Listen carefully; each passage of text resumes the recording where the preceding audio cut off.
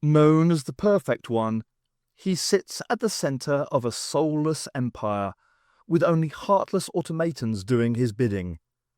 He sucks the life out of those that enter his realm, and, thanks to a seriously frail structure, runs the risk of destroying everything around him, including the work of others, if he's pushed too far. However, enough about Steph Coburn. It's time for Lost and Found to return to Anthony Coburn's Masters of Luxor, where, in part 1 of this deeper-than-usual dive into the script, we decided that episodes 1 and 2 were too long, too big to fit into BBC studios, and far, far too full of corridors. Is it unsalvageable? Well, there's still 4 episodes to investigate, and lessons to learn from the real timeline. But if Lost and Found is going to even try and get Luxor onto television, then it's going to have to effect some changes. And that is going to mean changing the effects.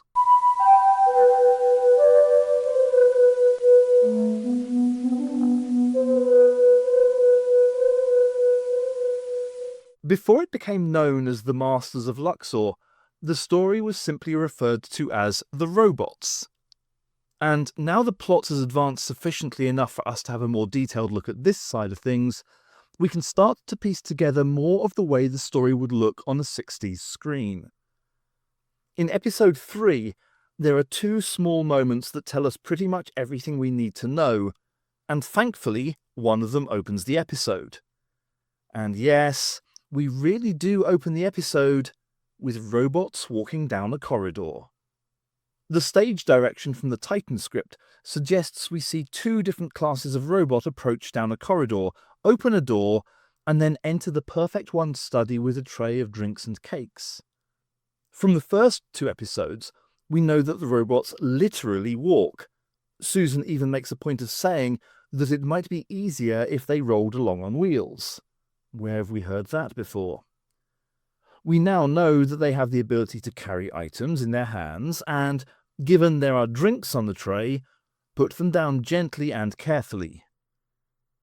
A lengthy scene with the Perfect One later, in which, oh dear, we get a whole load of stuff about women needing to be perfect from birth, and the time travelers are drugged, collapse, and then the robots put them onto hospital-style trolleys. Sadly, this means yes, we're pretty much stuck in the realm of people in robot suits with their hands in silver gloves, or something, as that's pretty much the only way you're going to get them doing any of the bits needed for the story. We do know, though, that they would have had something over their heads to make them look robotic rather than just silver makeup, as the Perfect One has a collection of their heads in his cupboard. In the real timeline's 1970s, we got the design masterpieces that were the Robots of Death, which, as gorgeous as they were, never reappeared in the show itself. And as much as I desperately want to credit 1960s designers as being able to come up with something similarly striking, I've seen 1960s sci-fi from both sides of the pond and at both ends of the monetary scale, and my hopes are really not high. For the at one stage eponymous stars of the story, the robots just don't capture the imagination. Strangely, there's also no attempt in this script, as presented, I'd better add, as there's no way of knowing what was on the original bits of paper, to describe them at all. The Perfect One gets a brief description, but that's it. Pretty much the only feel I get from reading this is that it's somehow supposed to look futuristic. And given the BBC budgets of the day, I think we have to briefly go back to episode 1 and forward to episode 6 to know what this is actually going to look like, as along with the robots, we've got 2 other important effects scenes to consider. One of the few things I remembered about this story before revisiting it for Lost and Found was the rather effects-heavy opening. At the time of publication, an awful lot of people commented on it too. Reading it through and actually going into the stage directions suggests that I hadn't really paid that much attention originally, as it wasn't strictly as I recalled. Yes, the TARDIS goes into hover mode, long before RTD did it, flies around the building, and then the building's roof opens up like a flower and the TARDIS is dragged into it before touching down in the courtyard. There is, however, an interesting twist to this. Nothing in the script really states that we see this happening to the police box, as it all takes place during the first scene on the TARDIS's scanner. So whilst it's never going to be as stylish or as impressive as the opening to The Trial of a Time Lord, we've actually only really got two short bits of model work needed: a camera moving around the model of the city on one side of the mountain to represent the TARDIS flying, and then a close-up on a spring-loaded petal arrangement which a camera goes up the side of and then looks down into the middle. You will of course remember that even in the real timeline, an unearthly child showed us that the TARDIS had a scanner feed on its underside, so this is potentially a subtle piece of continuity. As we're looking at it on the TARDIS scanner, and thus an image within an image, there's possibly not even going to be the need for the model to be particularly detailed. Then, at the end of episode 6, also on the TARDIS scanner, we see the planet exploding. Or, as luck would have it, we have the near identical possibility of the photo of the planet that we really did see in The Edge of Destruction simply flaring up into white light. Other than the effect sequence mentioned in episode 2 as needing to be pre-filmed, the only other effect needed for the studio is a helmet with a light on it. There isn't even an extermination effect in sight. Oh, but the perfect one has a spray can, so that would be easy for kids to replicate in the playground. Before we get to the real heart of the problem, though, with the story, a brief return to problems mentioned in the first part of this Lost and Found. Episode 3 requires 8 sets, and one of those is implied to be a vaguely large set that is only seen on screen for about a minute at most, and no dialogue takes place in it. Weirdly, it's described in the script as a circular room, but the circular nature of it doesn't seem to be remotely important to the fact that it's an empty room with doors around the edge that robots emerge from to surround Susan and Barbara. Whilst this does make for some very obvious cuts and redesigns, it also makes me wonder just exactly what brief Anthony Coburn had been given for this story. Does this suggest that somewhere along the line, he thought he was writing for a high-budget production with significantly more studio space? Episode 4 has 7 sets, and they're pretty chunky ones too. A mausoleum containing a coffin-type affair is new for episode 4, as is the atomic magazine. But the laboratory, the study, and the reception room have all been used already and needed to be a certain size to fit the story needs. Episode 5 needs the power control room, and the script specifies that one of the corridors has a flight of stairs that Ian gets to throw one of the robots down. So, going back to the robot design, this is either going to be a pre-filmed sequence with a stuntman in a padded costume, or no, it's going to be cut. Because if there's one thing that's really likely to show up the "it's a man in a robot suit" aspect, it's throwing one down a flight of stairs. Episode 6, at last, doesn't introduce any new sets, but it goes right back to the other problem with episode 1, fitting it into the studio with the sets linked together. Starting with scene 7, we have the Doctor and Ian in the laboratory. They then go into scene 8 in the corridor outside it. Scene 9 is a very brief scene with Susan and Barbara in the dining hall, which has to be linked to the courtyard so they can race across it to the police box.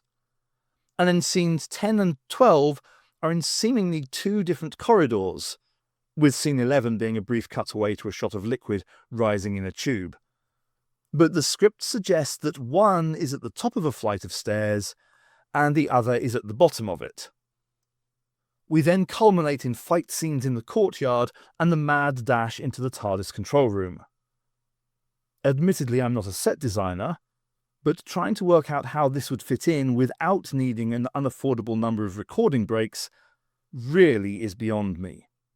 So let's assume that, as this is an alternate timeline, the studio was that bit larger, the budget more flexible when it came to pre-filming, and sprucing the look up a bit, and at an absolute push, the script editor paid significant amounts of overtime to get the episodes to at most 27 minutes, but preferably 24 and a half. Would this be enough to save the story? And if so, what effect would it have had on Doctor Who? Unlike when Lost and Found looked at the potential Season 27 stories, the Masters of Luxor really needs a more flexible approach to whether it's a good Doctor Who story or not, as technically it's more or less its own benchmark. Does this story set up the potential for 60 more years of stories, or would we even be seeing the show through to the end of Season 1? It's definitely not Doctor Who as we see it these days. This is the more, and I'll be charitable, philosophical end of science fiction. This isn't spaceships, bug-eyed monsters and ray guns. This is what is the nature of man type science fiction. And as worthy as that genre is, the kids would not be play-acting this out on a Monday morning with their friends. Given that the end of episode 1 is the stunning cliffhanger of, is this food safe to eat? Which, even within the context of the story, is a strange one, as Ian's already nibbled on it earlier on, the BBC isn't going to be flooded with merchandise requests. If this was the second story, then I'm really sorry to say I doubt the show would even be remembered unless it was as an expensive flop. That's before we get into discussions about religion and whether or not we really want a Saturday tea time show demonstrating a few interesting ideas about men and women. At absolute best, we could blend the two timelines together. The only way to get this onto the screen would be to go with the eventually abandoned plan of putting the Daleks into slot 2, thus guaranteeing the show succeeds in both timelines, and this into the slot that we got the Sensorites in. And as a quick side note, the Masters of Luxor is 6 episodes and the Daleks 7. Given that the Edge of Destruction was put into the schedule as a hastily written 2-parter for all kinds of reasons, if Luxor had been in slot 2, we would potentially have ended up with a 3-part Edge of Destruction, and that's a story I could potentially like to see. I refuse to end this look at Luxor on a downbeat note, though.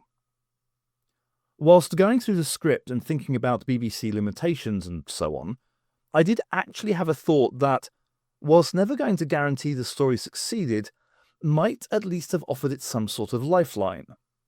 Whilst this story is never going to be doable in the form that Titan gave it to us in, every one of the production issues that I've suggested does lead to alternative options that means we could experience it and still keep Doctor Who on the air for 60 plus years. In our alternative timeline, I'm going to suggest that no, this wasn't shown on television. It really just does not work. Even in the cinema, with the success of the 2 Dalek movies, this isn't particularly suited to somehow being the 3rd Doctor Who movie, though that would also sort out pretty much every single one of the set and effects issues. If you break this story down into component parts, the transfer of life force from one person to another, a hierarchical class of robots, something that randomly fluctuates up and down in order to build a false sense of suspense. All of these things are things that would reoccur in Doctor Who over the next 60 years. Whilst Luxor might not frame them particularly well, it does have some good points to it. And that's why I want to be really optimistic and find a way for this to work. What you need to remember, though, is that in our real timeline, there was the proposal that whilst William Hartnell fluffed his way through the television episodes, Peter Cushing could have taken Susie and Louise and Policeman Tom off in their own adventures on the radio. And that is where Lost and Found thinks that the Masters of Luxor could somehow work. Yes, it's still going to need a lot of work. And yes, the religion and gender issues might be the main victims of the editor's pen. But wordy, thoughtful, and with an explosive end? Radio might just be its natural home. If only there was someone around in the real timeline to risk making Doctor Who just without the pictures.